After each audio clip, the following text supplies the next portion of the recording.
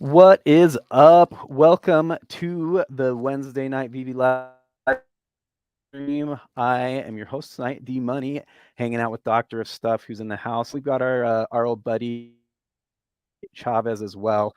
I'm gonna skip through the intro, all the all the boring stuff, and let's just bring everybody on right away. What's going on, guys? How's it going tonight? Good, What's going on? What's up, How gentlemen? y'all doing?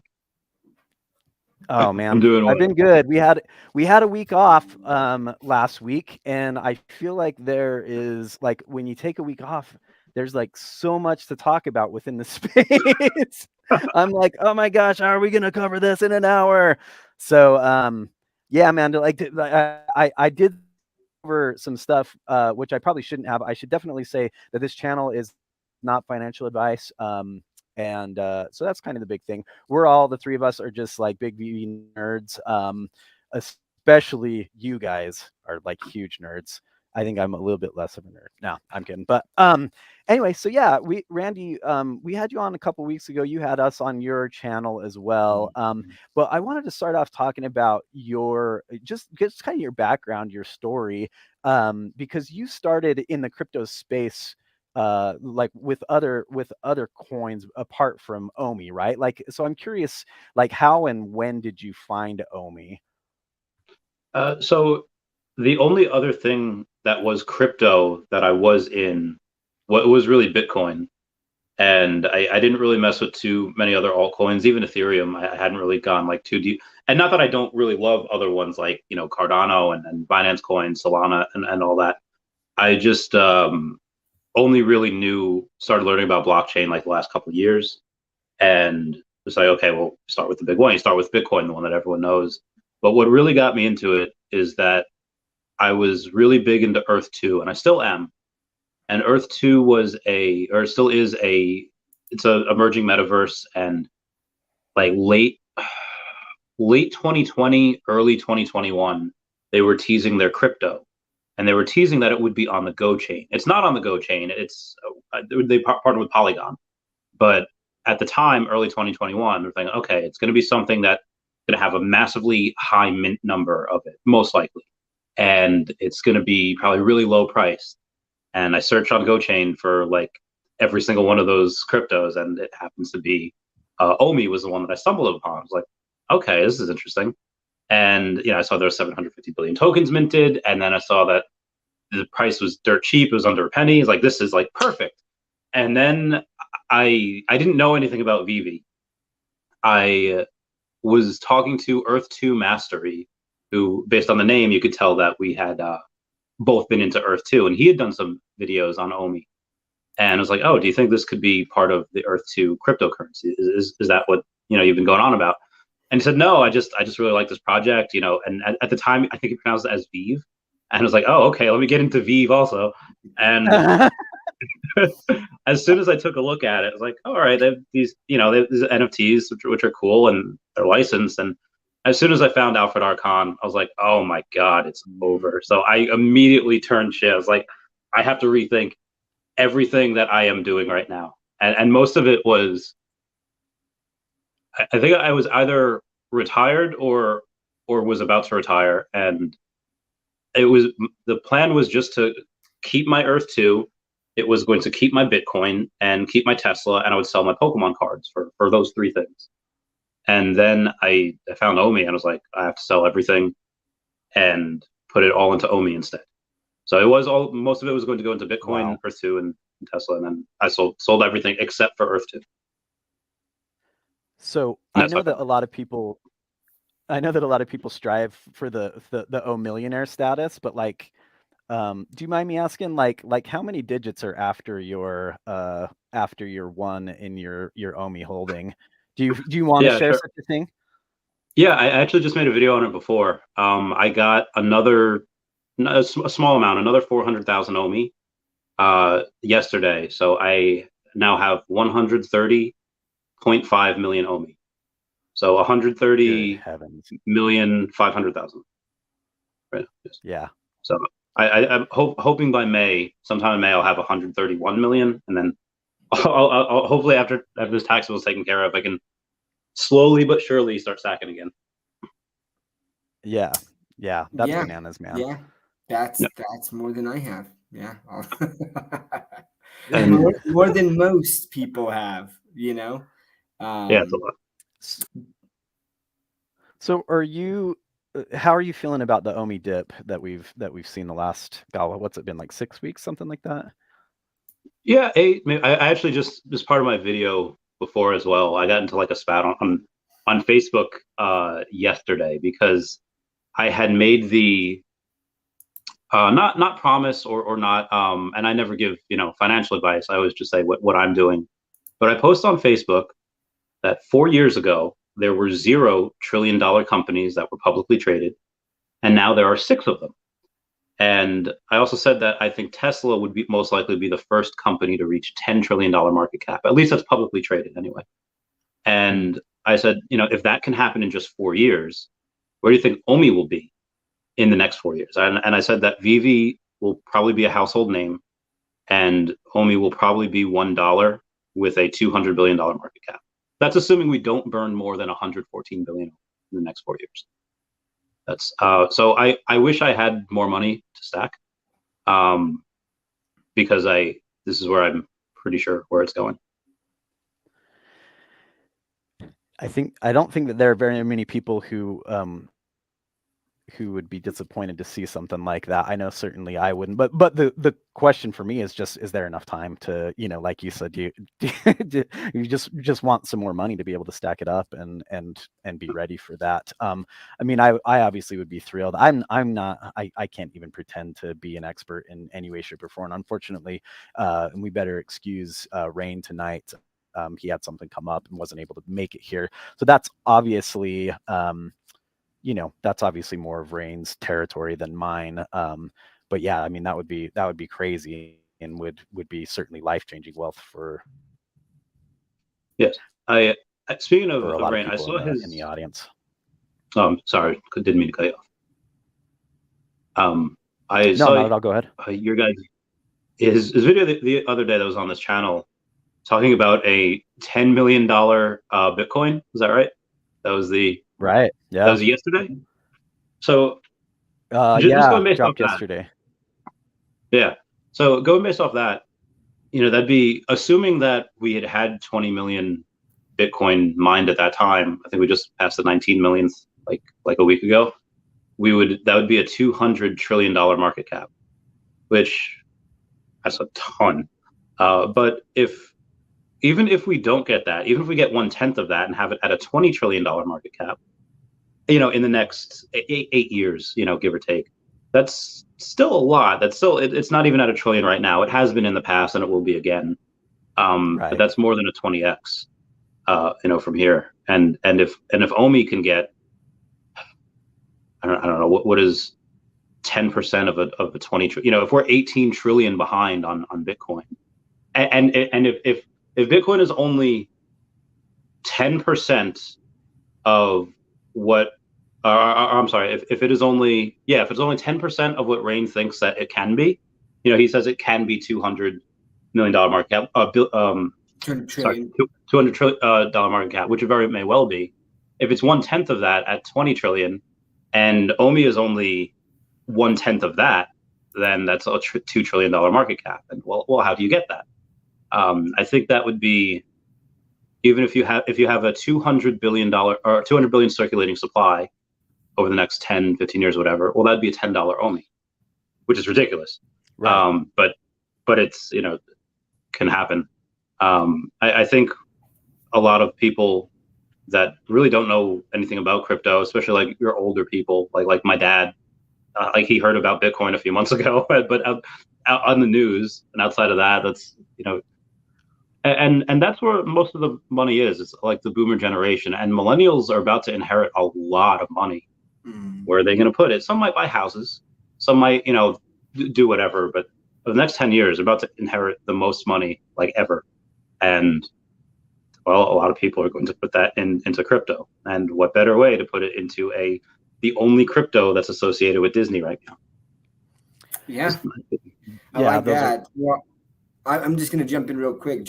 I don't want to get sidetracked with Bitcoin, but there is an incredible, awesome interview that Raoul Paul does and I'm trying to remember who he's interviewing, but this guy runs a hedge fund, right? And he's the guy that just like took out a loan for $200 million to buy Sailor. Yeah. Okay. Right. To buy more Bitcoin through his investment firm.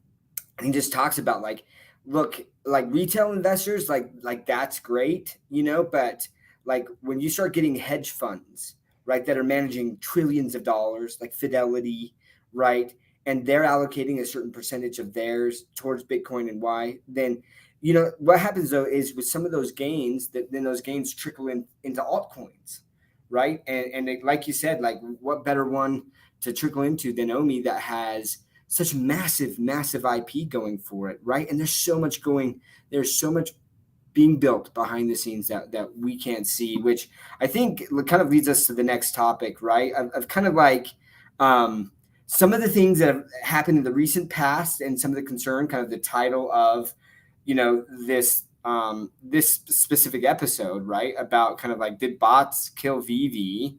And Dee, do you want to kind of like go over that a little bit and then we can discuss that? Well, no, I mean, I was hoping, Doc, they just had an AMA kind of where a botter came in and started kind of flexing on VeVe, right? And I was hoping that you would tell the story of what happened exactly.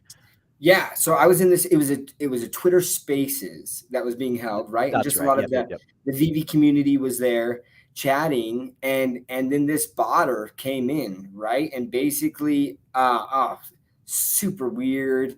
I don't know, but the whole time it was almost just like he was making fun of us, because he's just like, look, I've created all of these bots. I run my own script and talked about how much he had made. And we were like, I mean, I got up there and I was trying to ask him questions. And one of the questions that I asked him, and this flows perfectly in to kind of what VeVe did, right? But like a lot of people were really upset in that one, right? Like, and some people were like, why are you even talking to this guy? It's just pumping him up. Why are we doing that? Like, this guy is literally robbing from us, right? Like, he's developed these bots that are basically hitting the collectibles, and then he's selling the secret rares, and like, we're not having the opportunity. The community's not having the opportunity, or a very small opportunity, to land those drops. And so then we're having to spend a lot more just to get the things that we want, whereas we could maybe be getting them from the drops, right?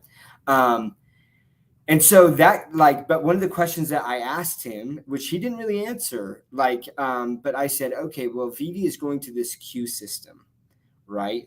So you're going to have to create, I don't even know how many accounts you're going to have to create just to try to hit the same amount, but you're going to have to hit, each one of those accounts is going to have to be pre-funded, potentially. They did talk about you'd be able to fund at the time, but like, if you've got 1,000 accounts, right, which ones are going to hit? And then you've got to like hit that, right? It's going to be more difficult. And I'm like, but then on top of that, you've got KYC that's going to happen. So then you're going to have to go to the black market maybe and buy these, like photo IDs and stuff. And that's already illegal. So now you're stepping into that arena. That's even like, a little bit darker area too. And then on top of that, I'm like, what if they then, with the OMI or the Master Collector program, like, you're going to have a certain amount of points and activity to even enter these drops, right? And then on top of all of that, you still might not get it, right? You're just going to be in this queue system. And I'm like, so how are you going to handle that? And he's like, oh, like anything a human can do, a bot can do. And I'm like, you didn't answer the question. And I was like, all right, I've had enough, right? But what happened is that was kind of the kick in the pants that VeVe needed to, like, that combined with that. And I have to give a massive shout out to one of the Twitter VeVe community members, Pyromaniac, and what he started to do. Yeah, honestly, just a huge shout out to him. He started going in and tracking wallets on a Mutascan and saying, I'm going to go and I'm going to sift through all of this information and I'm going to track these accounts that are sending things, right? And one of the things that he noticed, he's like, right before the drop, there's this many account holders with a collectible in their account. And then after the drop, there's this many, right? And like, there was one drop where basically what it showed is like 98% of the people who hit were new users who didn't have an account before, or didn't have a collectible in their account before. And that was just like that kind of the community that really upset the community, right? And so then Sure. yeah, I mean, yeah, because you know, like we've been told that it was only about 5% of bots that were getting through, and that was telling a completely different story.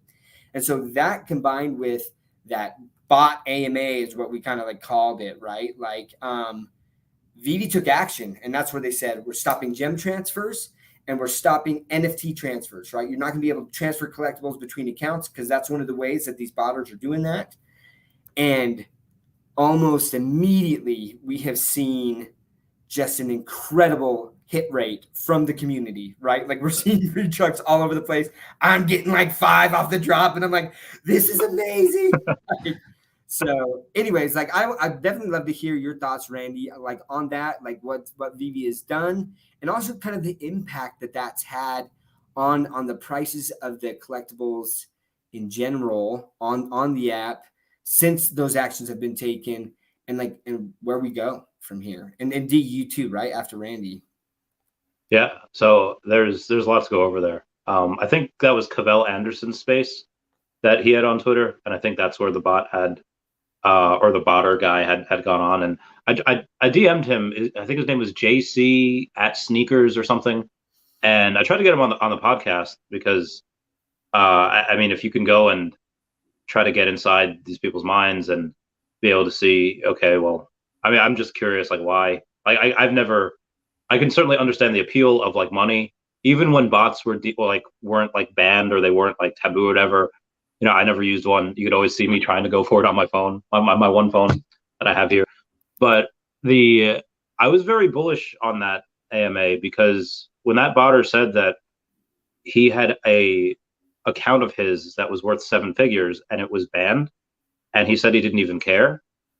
Well, to me, if you're banning an account or you're doxing it or whatever, and that account, that person, that's their NFTs, technically, even if they stole it, but they can't sell it, they can't trade it, they can look at it in the showroom, but that means $1 million worth of NFTs were technically burned because they can't go back into, wherever. And if that happens, and that happens to how many accounts, well, then the supply that we think there is of some of these is probably a lot less, which means the stuff that we have, us as hodlers, as collectors, the value of that will probably go up because at some point, Reese had said, I'd asked them, hey, if when you do implement burning of the NFTs, can you go and can we get like a notification for it? Like on not Stranger Things, in Hunger Games, when somebody dies, you hear like a cannon thing and you see their name on it. It's like, wouldn't that be cool if we got that every time an NFT was burned? He's like, I love this idea. Whipped his long flowing hair. Is like, can't wait. Let's do it. Yeah. So, in conjunction with that, we should be able to get or be able to track some NFTs that are in an account that cannot go anywhere, and that should give us a really good idea. Let's say a few of those had a couple of Risos or a couple of Todds or my favorite alligator Lokis, and then suddenly there's less and less. Another reason why I was pretty positive is because somebody. I think it's a Telegram group called V-Trade. They had posted, or somebody had screenshotted it and posted it on Facebook before saying, guys, with the gem transfers and collectible transfers, those are completely stopped. We're moving on. So one of the like bot companies that like call themselves like V-Trade, this is what they said, but this kind of threw in the towel. I was like, no, can't do it. So I was bullish on that for a couple of reasons, because the NFTs are being kind of blacklisted and they can't go into circulating supply. It had frustrated the botters that a lot of them are on HRO now. I mean, they're in every project that has money, but they kind of, can't work at VeVe. They can't try to work their stuff at VeVe anymore. So we're trying to do Hero, which I think they had a little bit of a heads up on that. So hopefully they can, kind of thwart them, the would-be botters. But the other thing that I was thinking is that this kind of lit a fire up under Comey's butt, saying like, oh, okay, well now you have to deal with it. When out of like 7,500 NFTs, like 7,200 go to bots, and they did. And I think there's two ways to handle it. One of which you could, when you had those, like you were saying, those asking those questions to the botters. Okay, are you going to have, like a couple $1,000s worth of collectibles in your bot account and, still have it as bot? And then what if you have to, bet OMI when we get OMI utility for the raffles? Are you going to do that? And they just gave up. So I'm very excited seeing all these green trucks, and it's like last year again. Mm-hmm. Yeah. Right. Feel like No, and August. I'm excited too from the drop aspect. The question that I have for you guys, and really for the audience, if anybody wants to drop it in the comments or the chat, but like how much, like did this hurt your perception of VeVe? Right, like hearing some of these numbers, like 98%, like those numbers you just threw out, Randy, like 7,200, 7,500 NFTs, like, because Doc, you said that, that they're like, yeah, we're always working toward bots, we're trying to keep this under control, we're doing everything we can, but like, I don't know, like for me, it's not that trust has been broken a little bit, but like it feels like a black eye. Do you guys get that feeling?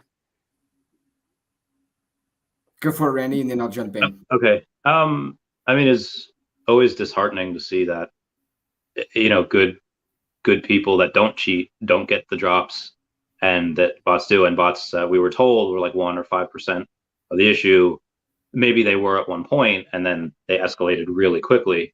And I could see how that could happen, because again, it could be very lucrative, even though it goes against terms of service. But I think that's kind of the measuring stick or the mark of a good company. Like, bots aren't going to be anywhere near a company that's not profitable, for them to do so.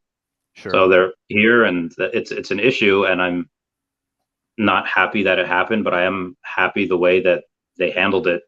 It took them a little while, but they handled it, and as soon as they did, like relatively quickly, like they're pretty much gone now. Like the last few drops, people get multiple, not just, hey, I got one, they got multiple. So that's how I'm feeling. So I think overall it's a really good thing, and here's why: because we are seeing people getting multiples on the drop, and people thought, oh, once the botters are gone, that people aren't going to sell, things aren't going to go below retail. Because I remember back in the day, like when I was telling new people, I'm like, look, go for the comics, because bottom line, if you hit a comic, you're going to be able to sell it for at least 10 to 14 bucks, right? Like, or gems, right? Like right after the drop. And now we're seeing the commons selling for like 3.5 gems, right? Like 4 gems for the commons. And then, and people are freaking out about that, like, okay, well, like I thought that this was going to change. And I think it's twofold. A lot of times if you hit the drop and you've got 5, like you don't need 5, and you're just like, all right, but like I want to hit the next drop, and so like I'll sell some of these for below. But I think that people have been conditioned, because as the bots came in and as they started getting so many, they were just flooring collectibles, because they would make their money off of the secret rares or the ultra rares, right? And then so they'd make all of their money back and then just floor the commons, and try to get rid of that. And people kind of got accustomed to that being the case. Now, as you get more and more, saturation of just comics in general, like I do think I think that that's also part of it. But the conditioning and the saturation of comics is driving down some of the price there. But like what it's showing us, I mean, because VeVe has said they have this definition of what makes an active monthly user, and I think that if they're interacting in the app with like 3 times in a month, they're considered an active user, right? So right now they're saying like, hey, we have 2 million active users, and I'm like, okay, like if that's the metric that you're tracking, okay, like that's the case. But like when I'm looking at like who are the people going for the drops, trying to hold or collect, and it's substantially less than that. And that makes me bullish on it, really. Because I remember thinking back in the day when I was getting the secret rare Spider-Man or some of these others, buying the Amazing Spider-Man 1 and getting 30 off the drop, right? Like, or like in the secondary market for like $5. And let me repeat that, right? So before the bots 2, with the Amazing Spider-Man 1 and the Marvel like number 1, right? Like that was going for below retail at that point. Right. So I think that we're kind of back in that spot. And what it does is I'm saying this is giving me more of a chance to pack my bags, because I look at the IP that they have, and a lot of these things that are coming that people are fighting about, the MTL, it has taken longer than it should have. Like, and they've now explained why, right? And let's just say that I have vast experience in AML and KYC and the regulations there. And it's a lot. It's a lot. And people say, well, Recur had it, or, Recur has this, they've already done it, or things. VeVe started the MTL process way later than those projects. We know that they started it just this last year. Whereas Recur and HRO, they started that process, and I don't know how much longer, but like earlier than last year, right? So VeVe is catching up, but it's a lengthy process. So MTL, now, so there's this KYC stuff, and then it's just like, when is the master collector program, the OMI utility, all of these things. And all I can say is this: I've researched the team, and my question is for anyone out here who's listening, right? Like, and I would love to hear people's comments. Do you not think that Disney, before they signed Disney, that they didn't look long term and say, what's the roadmap here? Where are we going? Where are we headed? Who's the team? That they didn't do massive due diligence before signing. They could have had anyone. Let's just put that out there, right? They probably talked to HRO. They probably talked to Recur. They probably talked to so many other projects. And out of all of those, and out of all the due diligence, they selected VeVe. And I believe that they did that for a very, very strong reason, right? And so when I look at the team and they're saying, yep, like this stuff is coming, it's been delayed and that sucks. But like, do I believe that it's going to happen? Yes. And then once it does, we are off to the races, guys. So I'm trying to pack my bag still, right? I'm just like, oh, golden moments, band leader Mickey's, like everything I can get my hands on right now while all these prices are cheap, because if all of these things happen, like game over, right? No, agreed. That's yeah. Go ahead, Randy. Just one point that there was job opportunities at VeVe.me, where Alex was asked about this, and they did advertise that since launch in December 2020, VeVe has now reached over 250,000 users. So I think they are backpedaling a little bit on the difference between active monthly users and the people that use it, like that go for drops. At least that was in the ad, or for their hiring a game design intern. So I think that's where we're at now, about 250, which is still pretty nice. And it matches about what they have following on Twitter. That makes sense. Yeah, for sure. Thank you. Well, Doc, that's a pretty good transition into talking about. I mean, they recently talked about what the priorities were for Q2, for the second quarter coming up, and they basically said three things, right? They said that the web app was a big priority. They said that the MTL payout was a big priority, and then they said KYC is a big priority. What's the big deal with the web app? Why is that such a big priority? Randy, what are your thoughts on it? Well, you have two different things, because they want that new queue system where you're not just smashing that buy now button. Just like everyone here should smash that like button. Oh, I love it.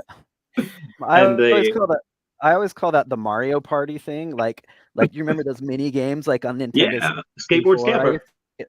I used to get like a blister on my palm from like spinning the joystick. So yeah, it's like the Mario Party. So yeah, Mario Party, that like button. I am a big fan of the Mario and the Nintendo stuff. Yeah. But yeah, so the queue system that they want, they said they would implement that in Q2, but they would also, once they started that, it would be half and half. So like one drop would be, waiting in line at the queue. One drop would be smashing that buy now button.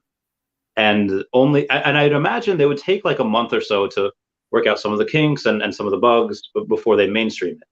And they said that once they're able to go to the web app, they're never going to have the smashing the buy now button again. It's only going to be as part of a queue. And to me, that says that we probably won't get that until the end of Q2, maybe early Q3. But with that, if you're going to go and have that type of that type of drop system, then suddenly you can have master collector points be used, and you could have OMI utility. So we could bet OMI. So if they can do that in Q2, they roll out the MCP, and we're all backdated for whenever we started. We're getting those MCP points every time we had comics, every time we got new collectibles, every time you sign in, and you start using that, and you start using OMI utility at the same time. But it's very possible to get this quarter. It might not be until next quarter, but either way, we're seeing that by the end of Q3. And once you have that web app, you don't have to just put in for Android. It's $350 per transaction or per time you put money in. For Apple, it's $600. Suddenly now it's like a wire. You could probably put in as much as you want, or as much as the bank is willing to let you wire. Which, if you're most people, still probably a couple $100, maybe $1,000. But if you're someone like a Dr. Profit, a Mr. Pags, and that suddenly you can put in $50,000 or $100,000, then you're going to put in $50,000 or $100,000, and people are going to go absolutely crazy with that, sweeping floors, going, yeah. And then after we get that, hopefully, OMI to NFT shouldn't be too far off. And once we get that, I think the VeVeVerse, if you listen to that interview with Reese and Akil Patterson, mentions that they pay for it, meaning that it's probably not as vertically integrated as I thought, and they probably paid a third party to make it. And if they had a third party make it, most likely it is, well, it might be done. It might be professionally done, and they might just be waiting for OMI utility for that. So I think a lot of this rolls out really, really quickly this year. Yeah, I think for me, one of the biggest and most important things with the web app is the money that's going to start flowing into VeVe, right? I'd like to the company itself, because right now with Android and Google, I mean Android and Apple, like they're paying 30% fees, right? So every gem that you buy, $1 equals 1 gem, but of that dollar, they got to pay 30% fee and then taxes on that, right? And so David, you had said, like, depending on the territory, like in which you're buying that gem, like they might only get like 55% of that $1, 55 cents for every dollar.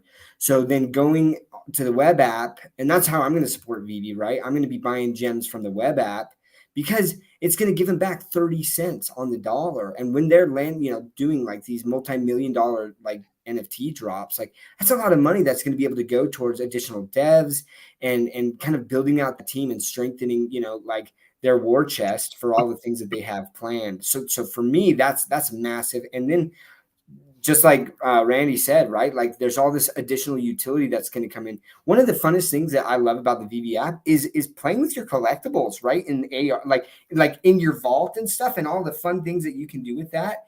And although they have updated a lot, it's a lot easier to manage, like on the phone right now, like being able to use a mouse and all of the, the utility that the laptop provides, or your, computer desktop is going to provide. Like there's going to be so much more creativity coming out of that people can have there as well. And I think that will drive things. In fact, Tom Bilyeu actually said that what drew him to VeVe was those vault creations, right? From the Vaultaholics. And that's massive, right? So people start seeing, well, they're doing this with NFTs, with golden moments and, like Myrmicornos, like whatever, and just combining all of that, like, and it's going to be a lot easier on the app. And then once they have that web platform built out with the queue system, then they can start handling a lot more traffic as well. And that's another big thing, right? Because then that's when your big, I mean, we already have some massive IP, but even bigger IP could land, right? Maybe the P word, maybe, but something like that, right? So anyways, I think that's what they focus on the web app, right? Maybe something like this. Something like a Bowser. That would be amazing. Dude. That would be amazing. I think so too. Yeah. Taps well, and trades. I mean, obviously, Star Wars.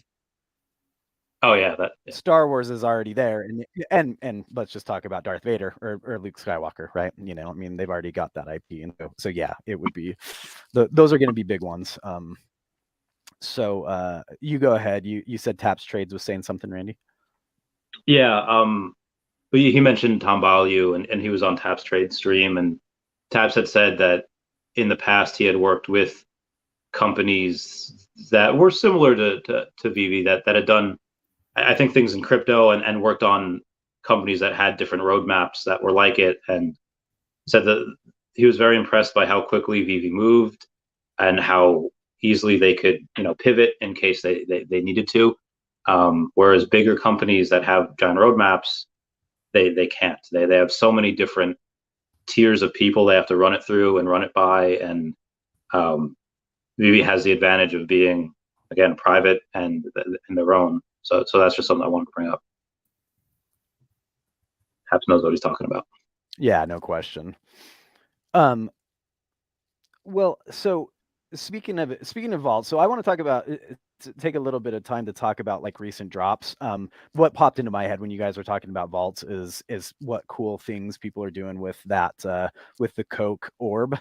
In being creative and throwing in like their starships and making it look like they're flying through space and in hyperspeed or light speed or whatever. Like, anyway, it's really, really cool stuff. However, well, okay, so I feel like there's been some pretty amazing drops that have happened, and it's just kind of like a ho-hum, like, oh, another CocaCola drop, and like, oh, like another Batman black and white, like ho-hum, right? So these things have been massive, but then on the flip side, like some of those, or quite a few of those drops, like they are selling below market price on the aftermarket, which we've talked about already, and I don't want to beat a dead horse necessarily. But so as far as the recent drops go, what had you guys most excited? Because it's been a couple of weeks, so I think that we've like there's been Knight Rider, there's been the Coke Starlight, there's been band leader Mickey, the new Batman black and white. What else am I missing? The baseball stamps. Yeah, take me out to the ball game stamp. Yeah, and I did want to go over Electro really quickly. Everyone was absolutely Cleveland Steamer trying to take a dump on Electro. Like, they were not having it. They were straight up like, she needs a facelift and the person made her should be fired. Still sold out. Right. It's still sold out. And that is a Marvel first appearance. Now, Elektra is like, I didn't like her in the comics. I didn't like her in the Daredevil series on Netflix. She's still sold out. And that's the first. And if you look at Elektra, she's under the Daredevil like banner. So it's really interesting that they had her go in there first, and I'm not sure why. It might have been because it was National Women's Month. That's true. That's a good point. But I like the lore inside of, like, I can't show you like the video of it, but because it was from someone else, but I took a screenshot of somebody else's video in that Coke orb, like where it's all swirling, and I took a screenshot of it. It appears to be a door in there. Wow. And yeah, maybe it's a glitch, but it was a 54-second video, and it appears in like one frame. Like, and it's not like a public video, but that appears in one frame, and So I have a question for you on that, because I know that if you go into the orb, right, you see that Coca-Cola like little light. The print. Yeah. So do you think that maybe like it was capturing like the shadow or something of that? If it was like random print, like oh, this looks elvish to me, I'd be like, oh, it's just like the Coca-Cola reversed and flipped upside down, but this seems like a cellar door. This seems like, and I don't know if you're going to be able to, like, how in the snow globe for Coca-Cola, if you put Deadpool on the other side of it, takes his shirt off. I think something happens with Dancing Groot as well. Mm-hmm. So I don't know if this is something that somehow, I don't know. So I'm going to throw some alpha at you that I picked up from this VeVe, this Twitter space, right? That someone had shared, where there's this video with Coca-Cola Starlight, And basically they scan the Coca-Cola Starlight, and then this hologram shows up on your phone, and it's literally a concert. Singing, someone's singing, and it's like on your phone, and it's just like little mini concert, right? And if you read a lot of like what Coca-Cola, like the descriptions of what Coca-Cola is saying and stuff like that, like it makes it seem like, look, I mean, okay, full disclosure, I'm buying some of this stuff, right? Like, Yeah. that's me. I'm buying it, and I do buy things on speculation. It's burned me in the past, right? But like, I don't know, man. First of all, Coca-Cola, like that's a major IP, and some of this is just fun in general. But like, look at the historic of the ultra rare with that Coke can, that space Coke can, right? Coke was that first drink in outer space, right? And that's the legit copy of the physical version of the can that they took out into outer space and stuff. Yes. And I think that Coke is going all in to kind of like the AR space and getting into this, right? And Coca-Cola Starlight is what started this AR technology. So you know that VeVe's got the AR technology there. So all I'll say is this, is that like if Coke is already interested in that, and they've demonstrated that the tech is there, they're throwing out Coke Starlight in there. Could there be something more? Like, yeah. So like I bought some additional Coke stuff, right? Not financial advice, but like it's fun to speculate. And that's the thing, is some of this stuff could come to pass and some of it not, you know. I love that type of thing. As I just Googled, did Coca-Cola file for their own metaverse? And the metaverse media has taken over the most popular drink in the world. Yes, Coca-Cola has made it to the metaverse, and in a sparkling spectacle is launching Coca-Cola Zero Sugar Bite, first flavor of the soft world giant born in the virtual world. So could any of these pop, like, we have to make, and this is way out there, this is probably not true, but it's very possible that, you know, in the VeVeverse, which is, that could be a hub for, hey, all of our partners, yeah, you could have, you know, whatever we all want. We could have like Coke Land with a, you know, a polar bear in the VeVeverse that has ice around it, you know, polar ice caps, whatever. But then also this door, you know, like you said, go through something, suddenly you're at a concert. Maybe it's a lead into other people's metaverses as well. Like we could have a metaverse for James Bond. We can, and the way to get there is maybe by driving that James Bond motorcycle. And the way to get to the Coke metaverse is by going and having some of these NFTs, and it's a certain entranceway. Is that true? That'd be wicked cool if it was. That'd be like an insane mystery. But a lot of these companies are getting the metaverse. If CVS filed for a metaverse, be damn sure most other companies are. I'm going to say this. I got a quick question. I'm going to check real quick, but I don't think that the kit, that Knight Rider cart, is that below retail? I don't think that ever went below retail, did it? No, it was close, No, but it's no. above. I bought it the other day. Yeah, dude. Oh, and one of the things that I love, like, because I bought one because, look, I grew up in that time period. I remember Kit, right? Like Knight Industries. I'm trying to remember. I just forgot. I blinked out, right? But anyways, I love the animation that happens when you start it. It kind of like jumps, you know, and you can drift with it. Now the sound is annoying, and they did say that they're going to fix that because it's like and on top of that, I believe that they said that the lights in the front of the car that are supposed to be there are going to be there. But here's some good news about Electra, right? Because Alex had talked about this, but like they can go back and alter, like, and clean up some of these NFTs, and they've done that. We saw like what they've done with like the Joker and the Todd, and even the Harley Quinn black and whites, right? They've gone up and like fine-tuned them, and they just look so much cleaner. And so like I would imagine they're going to go back and clean up that Electra, because that neck, man, so bad. But the animation was like actually pretty cool, right? But like, yeah, like I love VeVe, but like I'll call it as I see it, right? And that one like was not the highest quality product, but that's the good news, is that they can go back and alter that picture. So yeah, there's just so much there, guys. There's so much coming. And one thing that I want to talk about too, I had this tweet, and this is really important when we're talking about like the IP that's dropping. So DC is doing this bat cowl drop, right? So they're releasing 200,000 Right. bat cowls as NFTs, and these NFTs are going to have utility. And there's like a list of the things that it's going to provide.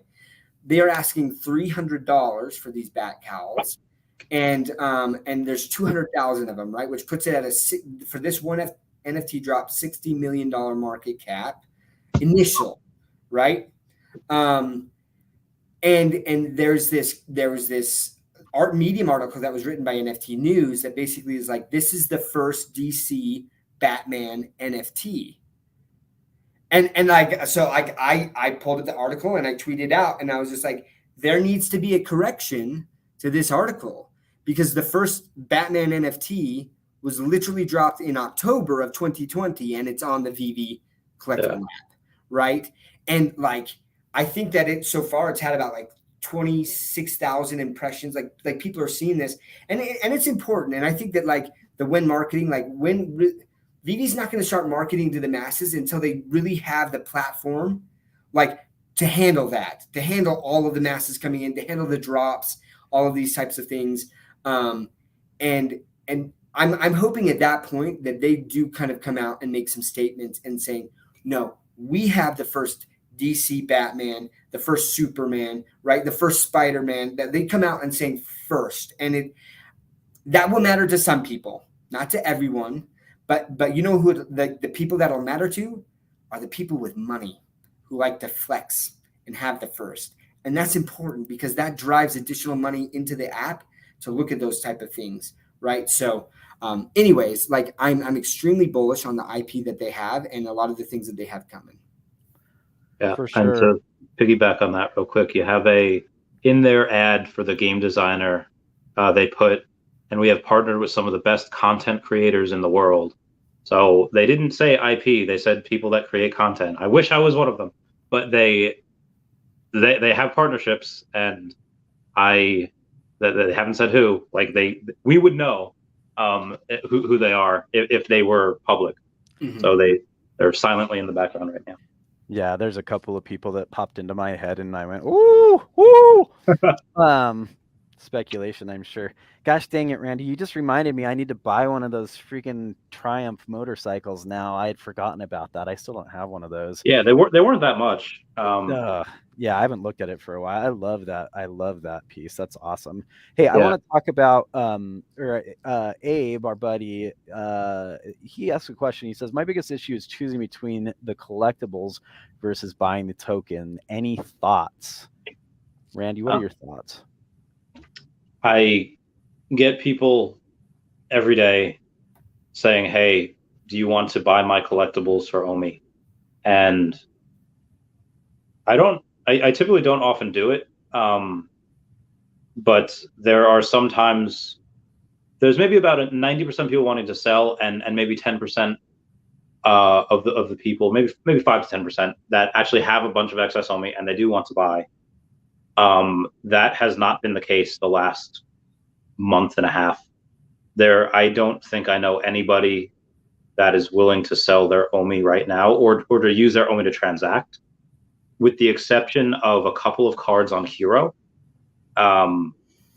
With the exception of that, some people buying, because you can use OMI on Immutable X. So for those Hero cards, especially none of the whales are looking to use their OMI for that, and they're still buying collectibles, but they're not using their OMI for that. I think that, again, I could be 100% wrong here, but a lot of these collectibles have already kind of gone up, especially all the stuff that came out last year. You could buy a Walt severely discounted. It was at 50,000. You can get it for like what, 16,000? It fell by like 60-something%. Yeah. Okay, well, for OMI to 3x gets to 0.0075. We've been there like 5 times last year. For Walt to 3x, yeah, it kind of gets back to its all-time high, but for us, that's not an all-time high for OMI.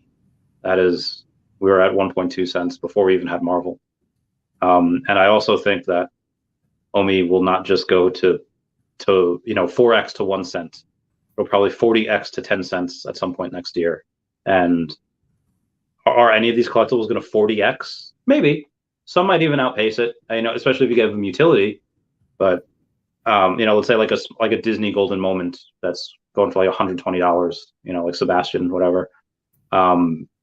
Maybe that does something like that, but for the most part, it's really really hard to wrap my mind around that. If that makes sense.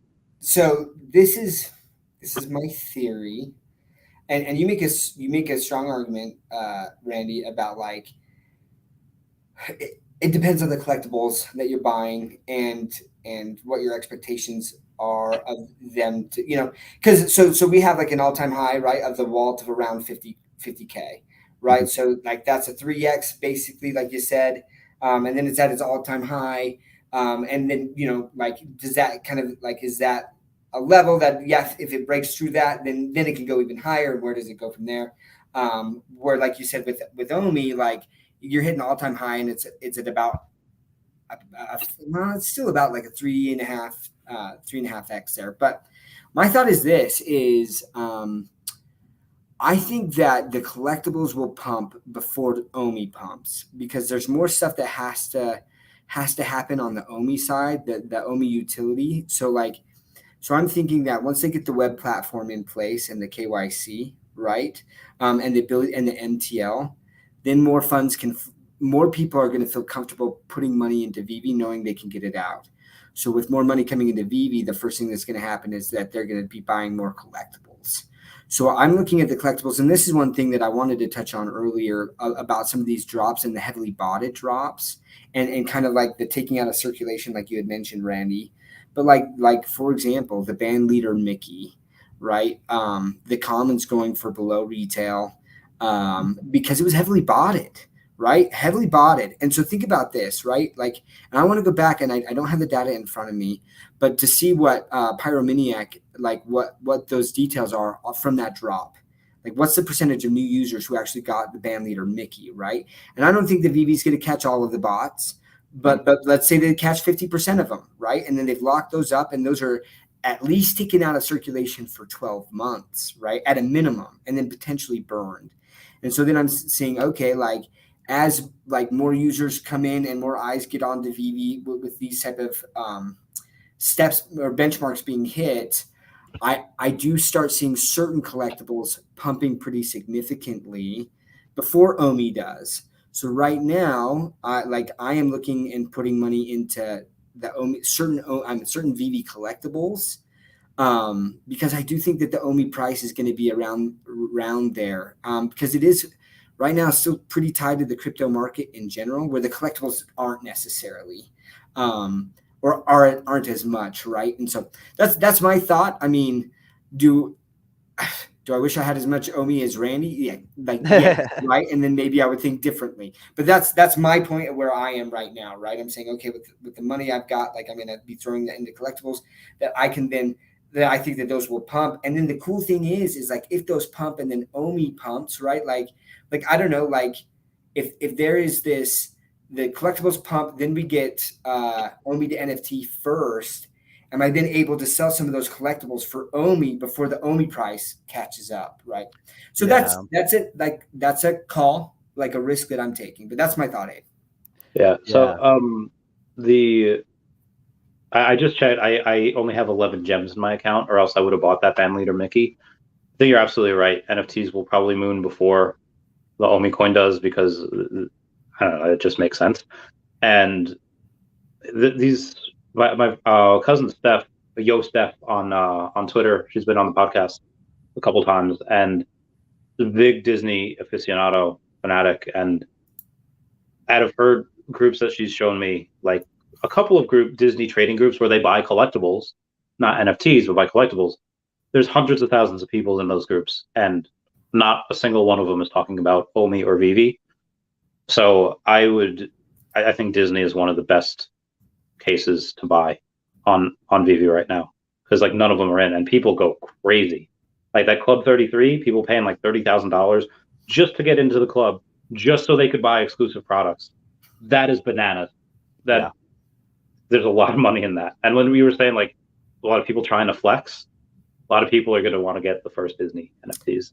So not only the first Disney NFTs, but like just the Mickey Mouse in general. So it was really cool to get some takes. We had a guy who's heavily into VeVe, I wish I could remember his name. And maybe you know him, but like he's a professional basketball player out in Japan. Rudy Gobert? No. Never mind. Hey, I did see him in some VV spaces though. Yes. Not Yeah, recently, he's but like in some of the big into AMAs, right? NFTs. Yeah. Yeah, but no, this was a professional basketball player in Japan, and he's from Japan and things. And he was talking about because we were asking him actually about Ultraman, and we're like, "How big is Ultraman?" And he's like, "It's massive, it's extremely big." And but he's like, when I show people the app, trying to tell them about Ultraman, and then they see Mickey, that's what they freak out about. And he's Wow. like, Disney is so massive in Japan. He's like, I'm telling you right now, you will not get a girlfriend if you are not willing to don on the Mickey ears and go to Disneyland with a girl. You're not going to have a girlfriend. That's bottom line, right? Like that's how massive and important Disney is in their culture. And so he's like, although I think Ultraman could do well, you know, like once we get localization, he's like, I think that it's Disney.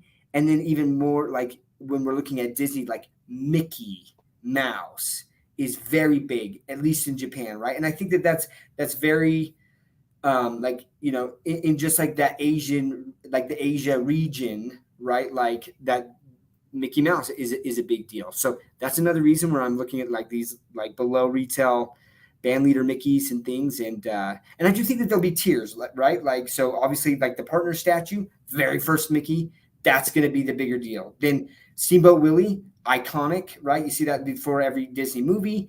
That's going to be another tier. Then maybe band leader Mickey after that, but like, will it still have a lot of drive for the people who can't afford those? Then go to the next one, right? I brought up Steph before, and I forgot. Part of the reason was because she had band leader Mickey on like a coaster, so she had like people already like that type of Mickey, outside of, and I didn't know about band leader Mickey until VeVe.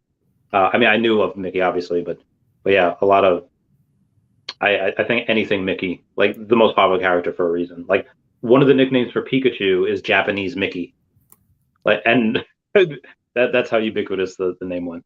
So. Yeah. Oh, Pikachu. Everybody talks about Charizard, which I love, but man, God, that's ugh. We can only hope. We're kind of up against it, guys. One thought that I had regarding just collectibles versus OMI is I like to own the collectibles because of like the diversification within the crypto space. And you know, a few months ago when there was that huge collectibles pump, um, like most of my crypto was down at that time, and so it's nice to, at least for me anyway, as just kind of a side benefit of holding the collectibles. You know, that's a reason that I would like, or that I choose collectibles right now, though I don't know, I mean, I want it all. Just got a super chat. I hope Me Home says, I hope the locked up accounts don't burn the collectibles. It would ensure the inability to complete mint sets and never allow the collector to achieve an ultimate set. In Randy's name, we donate. Okay. Randy, we owe you a couple of beers or something. Yeah. No, that's an interesting point. Because there are those people who, you know, it's just like, I want the number 86, you know, for whatever reason, right? Or whatever. Yeah, and that is an interesting point. But I don't know. I love the idea, and I brought this up a couple of shows ago, a few months ago. I love the idea of VeVe doing random bot drops, and basically it's like a $10 drop or $20, and you have no idea what you're getting. It's a brown bag, you know, freaking just like $20, and it's an NFT we got from a bot account. So it could be an Electra common, or it could be, you know, a Spider-Man, you know, rare or something So like that. Wouldn't that be fun? Could you imagine? I love the idea, right? And I actually brought it up in an AMA, like to Reese. I was like, "Have you thought about this?" Right? And he even said, he's like, "Oh, that'd be awesome." He's like, "The problem I see with it is like we end up double charging for a collectible, right? So the bot got it, we charged the bot, and then now we're doing like another drop and charging people for it. And he's just like, I can't, but maybe it's this, right? Maybe it's like, hey, but what if like you do some sort of drop where the donations go to Ukraine, right? Or something. So it's a charity donation, and people are all about that anyways, right? And so like, I don't know, I still feel like we got to figure out a way to make that work, because that would be epic, right? Like, it's just like, yeah, you could get a Mermicorno, or you could get a partner statue, like who knows? Like, and then the proceeds, again, like I said, go to Ukraine or another charity or something. So yeah, that's a brilliant idea to tie it into charity. Well, like I said, I mean, we're up against it. I do want to see if you guys have any final thoughts. But first of all, Randy, thanks for joining us again. Randy is at Randy Chavez, at Real Randy Chavez on Twitter, and then the YouTube channel as well, The Real Randy Chavez. So go give him some love, get him some followers from the Crypto Rainmaker family. So again, thank you so much for being here. But yeah, any final thoughts from either of you guys before we say goodnight? Yeah, this guy Jeremiah Aoyang, who we know each other on Twitter and DM every now and then, and he's saying that, or he has said, even if you don't believe in like NFTs or the project or VeVe or OMI, whatever, believe in the IP. Believe in Disney, believe in Marvel, believe in DC. Most likely, those are the things that'll be around in the next, 50 years, even if most other things aren't. And what they are is first ones on the blockchain. They'll probably be around also. Yeah. So my final thoughts are this: like, the title of this episode, right, is did bots kill VeVe? And all I can say is this: I've talked to so many people who has recently been hitting on the drops, and one of my really good friends texted me, and he's like, I guess I have to start caring about VeVe again, So I actually think that, like, the bots were a frustration, and I think that some people left because of that, right? But now that the bots are pretty well addressed, and I think going forward with the Q system and things, like, even more so, they're putting the power back in the hands of the collectors and the real fans, right, who are trying to collect this stuff, and collect and potentially make some money, but like, even if they're not trying to make money, right, but just getting those drops at retail price or something. So I don't think the bots killed VeVe. I think that VeVe came out ahead of that, and that is such a solid point, Randy, about like trust the IP, and if the IP is trusting the VeVe team, I think that says a lot about who they are and the vision that these guys have. So also, don't forget to follow Doctor of Stuff on Twitter if you haven't done that. Yeah, for sure.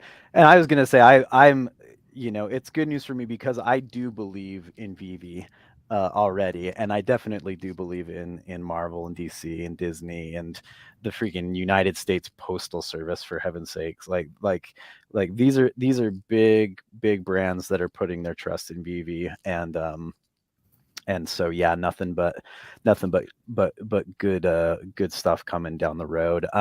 If you haven't already, join the Rainmaker family. You can do that by making it rain on that like button. You can gently caress the like button. You can Mario Party on that like button, is a new one we just said tonight. And then hit the subscribe button. All notifications. We do a live stream on Fridays at 11 a.m. Pacific, where we talk more about the crypto market in general, other cryptos. But we do this VeVe live stream because we're so passionate about VeVe every Wednesday night, 7:30 Pacific.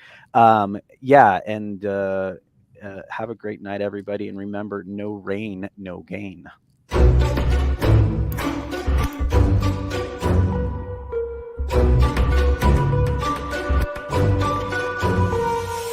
Came into the space chasing all of the games, chasing the pumps and all of the hype trains. But like in life, shit right before you was told to buy when it was pouring like a rainmaker should.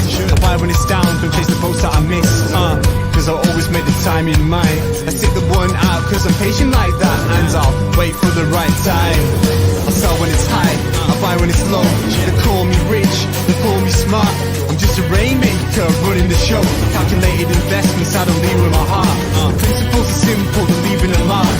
Why when it's boring, just gotta be smart. I sell when it's hype, like all the channels they pump it. That's when I was selling, got parabolic to dump it. They call me rich, they call me smart. I'm a rainmaker, making my own start. I'm with the future, learning the past. Makes it time fly by, years going so fast. The game plan is mine, I'll own it now. When I reach the top, haters asking me how. Cause I'm a rainmaker, investments I love. And I follow what I learn, not relying on luck. Time is never better, the time like the present. This next 5 years is a gift and it's feeling like heaven. I'm committed to learn, studying to know that nothing comes easy, but with knowledge the game show. Sticking out this wrong cause soon will come a bear market. Learning and growing, and when it's slow will be the target. Naysayers come out, Bitcoin is dead. The massive decreases can get to your head. Sticking around, the time is better. Strong like that, I'll let the others be fretters. 2 years time, the ball will bring back the gains. That makes it worth the effort cause here comes the rain. So let's go rainmakers, let's make it all happen. Let go of the hate, let the haters be crapping. I'm here for 5 years, let's do this together. The time is right, the time could be better. They call me rich, they call me smart. I'm a rainmaker, making my own start. I'm with the future, learning the past. Makes it time fly by, years going so fast. This game plan is mine, I'll own it now. When I reach the top, haters asking me how. Cause I'm a rainmaker, investments I love. And I'll follow what I learn, not relying on luck. Haters be hating, the time to slow down. Addressing what they say when I'm wearing my crown. They're chasing green candles like someone who was new. I got a vision that was bigger, helping me to push through. I'm still human and sometimes it is rough, and that's what makes me special, simply I stay tough. Cause I'm a rainmaker, investments I love. And I follow what I learn, not relying on luck.